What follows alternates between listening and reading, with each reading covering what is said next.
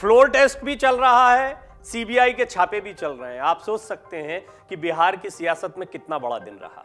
और इस मौके पर यह जानना बहुत जरूरी है कि कैसे इन दोनों चीजों को सियासी गलियारों में जोड़ा जा रहा है। लेकिन जब सीबीआई कोई कार्रवाई करती है तो उसके बड़े आधार होते हैं, और इसके आधार कौन देते हैं? वो लोग जिन पर छापे पड़ते हैं। आरजेडी के 4 बड़े नेताओं के घर पर सीबीआई की छापेमारी हुई, जिस वक्त फ्लोर टेस्ट में अपनी ताकत दिखाने की कोशिश कर रहे थे नीतीश कुमार। वहीं सीबीआई की इस छापेमारी के बाद बिहार का सियासी माहौल गर्मा गया। दरअसल बिहार विधानसभा में नई सरकार का शक्ति परीक्षण और सीबीआई के छापे दोनों एक साथ हो रहे थे। आरजेडी की ओर से आरोप लगाने का दौर शुरू हो गया, लिहाजा ये कि ये राजनीति से प्रेरित छापे हैं, दबाव में लाने की राजनीति हो रही है। अब जो जानकारी मिली उसके मुताबिक आरजेडी सांसद अशफाक करीम, फैयाज अहमद के अलावा एमएलसी सुनील सिंह और सुबोध राय के आवास पर सीबीआई की टीमें पहुंची थी। सूत्रों का कहना है कि सीबीआई ने नौकरी घोटाले में कथित जमीन को लेकर छापेमारी की। इस मामले में सीबीआई ने तीसरी बार बिहार में छापेमारी की है। उधर झारखंड में ईडी ने खनन घोटाले में रांची, दिल्ली और तमिलनाडु में 17 जगहों पर रेड की है। झारखंड के सीएम हेमंत सोरेन के करीबी रहे प्रेम प्रकाश के रांची स्थित ठिकानों पर ईडी पहुंची। यानी ईडी सीबीआई जबरदस्त तरीके से एक्टिव दिखाई दिए सियासी गर्मागर्मी के बीच। इससे पहले आरजेडी के पूर्व विधायक और लालू प्रसाद यादव के ओएसडी भोला यादव को सीबीआई ने गिरफ्तार भी किया था। उनके कई ठिकानों पर छापेमारी की गई थी। वहीं सीबीआई के छापे पर एमएलसी सुनील सिंह ने भाजपा पर आरोप लगाया। उन्होंने इस छापे को राजनीति से प्रेरित बताया। कहा यह जानबूझकर किया जा रहा है, इसका कोई मतलब नहीं है। वो ये सोचकर ऐसा कर रहे हैं कि डर के मारे विधायक उनके पक्ष में आएंगे। सीबीआई की छापेमारी पर आरजेडी एमएलसी सुनील सिंह ने कहा कि उन्हें पूरे मामले में फंसाया जा रहा है। उन्होंने कहा कि आज ही का दिन इसके लिए क्यों चुना गया जिस समय फ्लोर टेस्ट चल रहा है। ये केंद्र सरकार के इशारे पर हो रहा है और मुझे फंसाने की साजिश रची जा रही है। सीबीआई छापेमारी पर बिहार के पूर्व मुख्यमंत्री राबड़ी देवी ने बड़ा बयान देते हुए कहा कि सीबीआई छापा डराने की कोशिश है। हम लोग सीबीआई छापेमारी से डरने वाले नहीं हैं। राबड़ी देवी ने कहा कि जनता हमारा परिवार है और परिवार सब देख रहा है। ये कोई पहली बार छापेमारी नहीं हो रही है। नई सरकार बनने से बीजेपी डर गई है। दोनों सदनों में हम लोग बहुमत हासिल कर रहे हैं और दोनों जगह हमारा बहुमत है। राजद के राज्यसभा सांसद मनोज झा ने सीबीआई की छापेमारी पर भाजपा पर हमला बोला। उन्होंने कहा ये ईडी, आईटी या सीबीआई की छापेमारी नहीं बल्कि ये भाजपा की छापेमारी है, क्योंकि ये एजेंसियां अब भाजपा के अधीन काम करती हैं। उन्होंने कहा केंद्रीय एजेंसियां अब भाजपा की स्क्रिप्ट पर काम कर रही हैं। बिहार में आज फ्लोर टेस्ट हुआ और यहां क्या हो रहा है इसका अंदाजा हो गया है। ये सारी चीजें उस वक्त कही जा रही थी जिस वक्त फ्लोर टेस्ट चल रहा था। उन्होंने कहा हमारे डिप्टी सीएम ने कल ही बैठक में कहा था कि भाजपा अब इस स्तर पर पहुंचेगी। 24 घंटे भी नहीं लगे और वो इतना नीचे गिर गए। उन्होंने कहा नाराजगी इस बात की है कि उनके हिसाब से सरकार नहीं चली, जन कल्याण के लिए गठबंधन को बदल दिया गया। बिहार के अलावा भी कार्रवाई हो रही है, ऐसा नहीं कि सिर्फ बिहार में कार्रवाई हो रही है। झारखंड में भी ईडी की दबिश जारी है। यहां अवैध खनन घोटाला मामले में ईडी ने बड़ी कार्रवाई करते हुए रांची के अलग अलग इलाकों में रेड मारी है। यहां सीआरपीएफ ने विशेष रूप से मोर्चा संभाल रखा है। जानकारी के मुताबिक रांची और झारखंड के करीब 17 लोकेशंस पर ईडी की रेड जारी है। सीबीआई छापों पर बिहार के भाजपा अध्यक्ष संजय जायसवाल ने कहा कि भाजपा किसी को फंसाती नहीं है। उन्होंने कहा कि 1.5 साल पहले मुख्यमंत्री नीतीश कुमार ने खुद शिकायत की थी कि बिस्कोमान से करोड़ों रुपए पकड़े गए हैं। हो सकता है कि ये छापे उसी का हिस्सा हों। यानी बीजेपी का तो ये कहना है कि खुद नीतीश कुमार इन घोटालों के बारे में कुछ उजागर करना चाहते थे और इसी लिहाज से अब ये छापेमारी की जा रही। तो बीजेपी के पास भी ये एक बहुत बड़ा पॉइंट है, क्योंकि अभी तक तो नीतीश कुमार उनके साथ थे और वो भी आरजेडी के भ्रष्टाचार पर कई बार आरोप लगा चुके हैं और कई बार लालू प्रसाद यादव परिवार की तरफ से कड़े शब्दों का इस्तेमाल नीतीश कुमार के लिए भी किया गया है। बिहार में सत्ता परिवर्तन के बाद आरजेडी जेडीयू की सरकार बन चुकी है।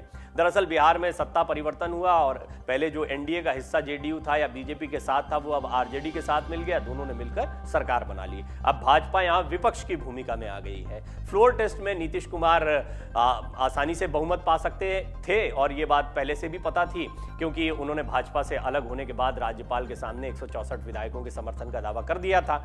बिहार विधानसभा में कुल 243 सीटें हैं। यहां बहुमत का आंकड़ा 122 है। नीतीश की अगुवाई में महागठबंधन की नई सरकार में JDU, RJD, Congress, CPI, CPM, CPI और जीतन राम मांझी की हम पार्टी शामिल है। सारा का सारा विपक्ष जो है वो एकजुट हो गया। इसको महागठबंधन का नाम दिया गया।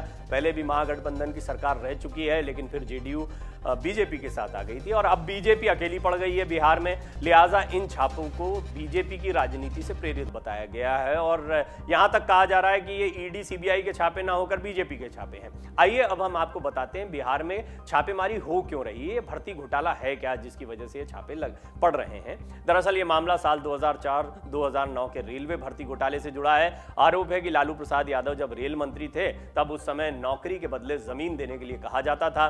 पैसे लेने में रिस्क था, इसलिए नौकरी के बदले जमीन ले ली जाती थी। वहीं इस तरह के अवैध काम को अंजाम देने के लिए लालू के उस समय के ओएसडी भोला यादव की ही जिम्मेदारी तय की गई थी। और सीबीआई ने इसी मामले में जांच के बाद पिछले दिनों लालू यादव, राबड़ी देवी, मीसा भारती, हेमा यादव और कुछ ऐसे उम्मीदवारों पर केस दर्ज किया था जिन्हें प्लॉट या प्रॉपर्टी के बदले जॉब दी गई। इससे पहले सीबीआई ने मई में इस मामले में लालू यादव से जुड़ी 17 जगहों पर छापेमारी की थी। सीबीआई की यह कार्रवाई करीब 14 घंटे तक चली थी। ये छापे लालू यादव, उनकी पत्नी राबड़ी देवी और बेटी मीसा भारती के पटना, गोपालगंज और दिल्ली स्थित जगहों पर छापेमारी की गई थी। लालू प्रसाद यादव पर कई बार छापेमारी हो चुकी है। राबड़ी देवी भी कह चुकी हैं कि ये कोई पहला मौका नहीं है जब छापे पड़ रहे हैं, लेकिन ये छापे ऐसे समय पर पड़ रहे थे जिस समय पर फ्लोर टेस्ट में नीतीश कुमार अपनी ताकत दिखा रहे। ये बात बहुत स्पष्ट है कि नीतीश कुमार के पास में विधायकों का संख्या बल जो है वो पहले से ही ज्यादा दिखाई दे रहा था और वो ताकतवर दिखाई दे रहे हैं।